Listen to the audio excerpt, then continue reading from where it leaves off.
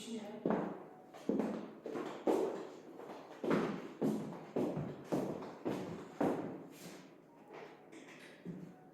인수분해 두 번째.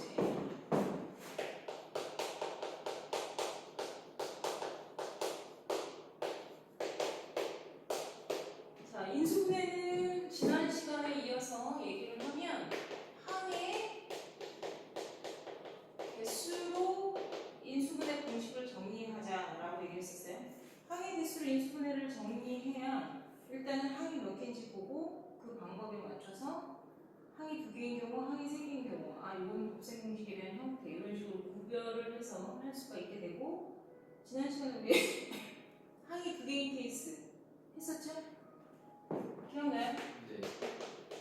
자, 항이 두 개인 케이스는 공식이라고 말할 수 있는 게 뭐예요? 공통인수로 묶어내라고 얘기했었죠. 자, 공통인수로 묶어내는 거 얘기했었고, 그리고 이 항이 두 개인 것에 조금 다른 버전이지만 우리가 a제곱 마이너스 b제곱이라는 곱셈 공식이 순서대로 앞에 거, 뒤에 거 순서대로 한 번은 더하고 한 번은 빼는 거다라고 하는 것까지 했었죠. 그렇죠? 자, 오늘 배울 거는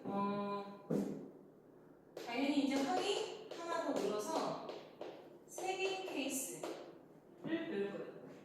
항이 세 개인 경우는 우리가 따로 공식처럼 얘기하는 용어가 있어. 그게 뭐냐면 대각선 인수분해라고 얘기해요.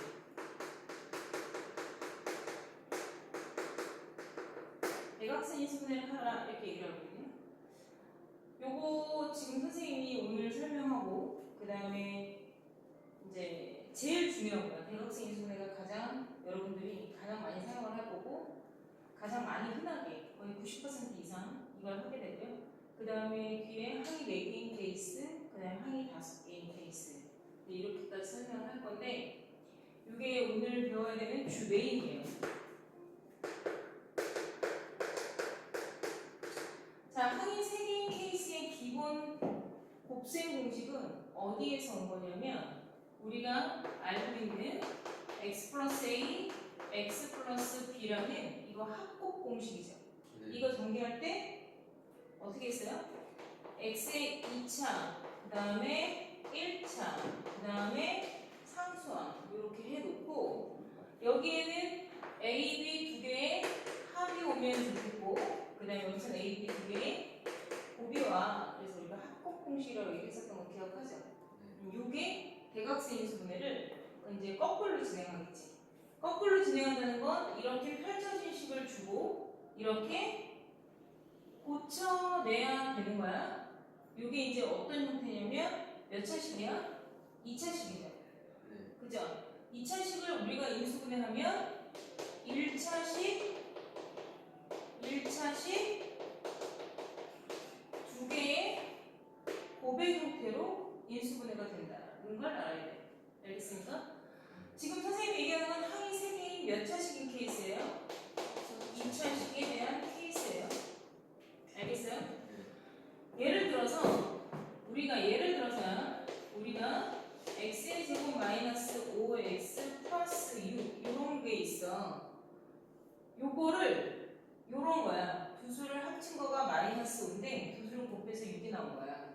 그걸 이런 식으로 우리가 다시 고치는 건데 우리가 상상을 하면서 자꾸 풀 수는 없잖아.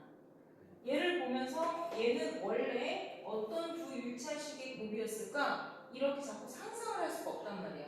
네. 내가 상상을 한다는 게 이렇게 1차식 두 개를 곱했으니까 당연히 x제곱이 나왔을 거 아니겠어?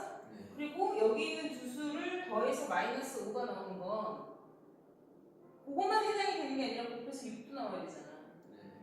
그러면은 어떤 수들이 있을까? 그러니까 자꾸 이렇게 상상을 하게 되면 안 되는 거라는 거야. 그게 근본이 없는 거가 되는 거야. 내가 마이너스 2와 마이너스 3이라는 거를 지금 내가 대략 구구단을 이렇게 대략 왁구를 맞춰서 마이너스와 마이너스 3일 수 있겠다. 이렇게 추정해서 하는 게 아니라는 거지. 이것도 정확하게 거꾸로 가는 방법을 가르쳐 줄 거라는 거지.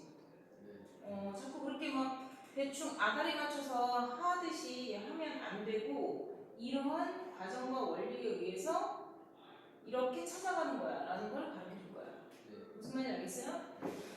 자, 내가 네 가지 예를 보여줄 거야. 네 가지 예를 보여줄 건데 첫 번째 x에서 플러스 4x 플러스 3 똑같은 수인데 요거랑 그 다음에 두 번째 x제곱 마이너스 4x 플러스 3 요거랑 그 다음 세 번째는 x제곱 플러스 5x 마이너스 6 이렇게 하나 할 것이고 자, 네 번째는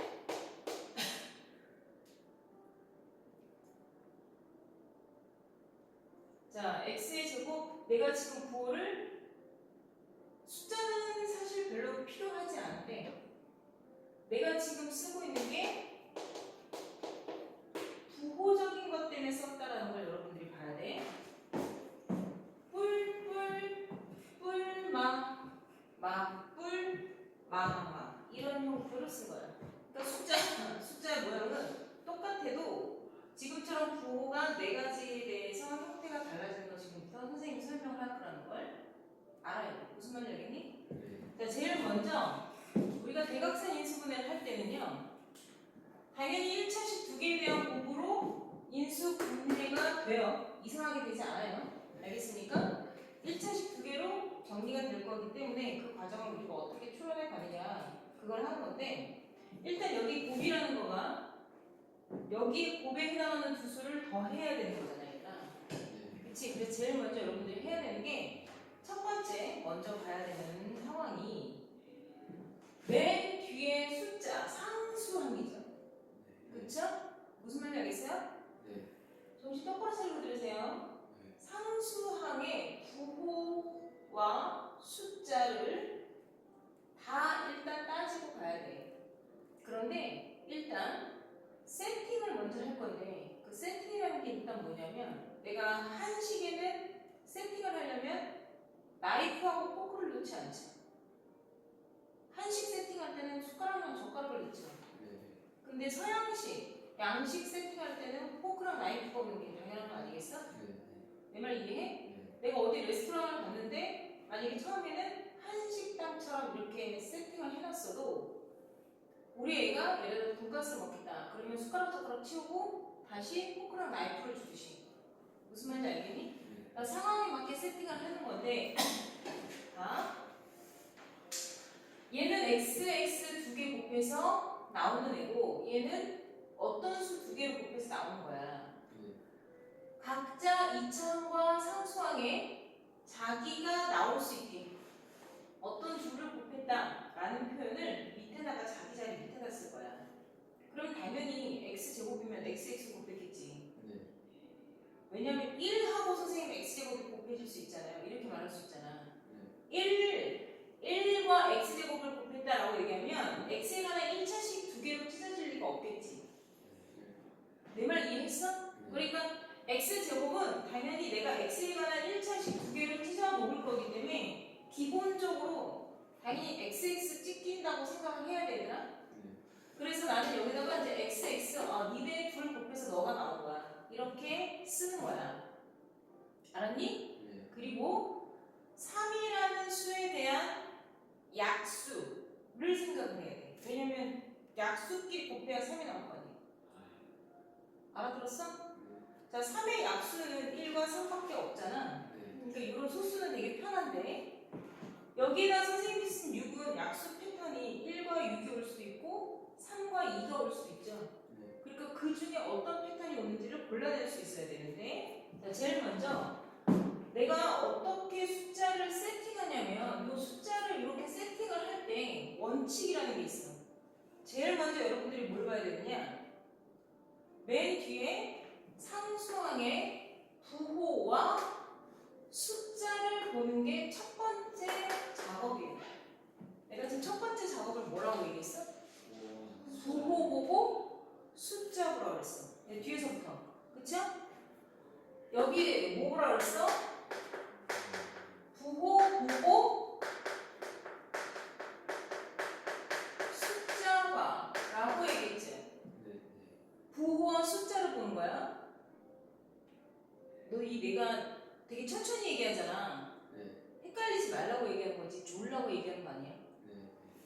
어? 무슨 말인지 알겠니?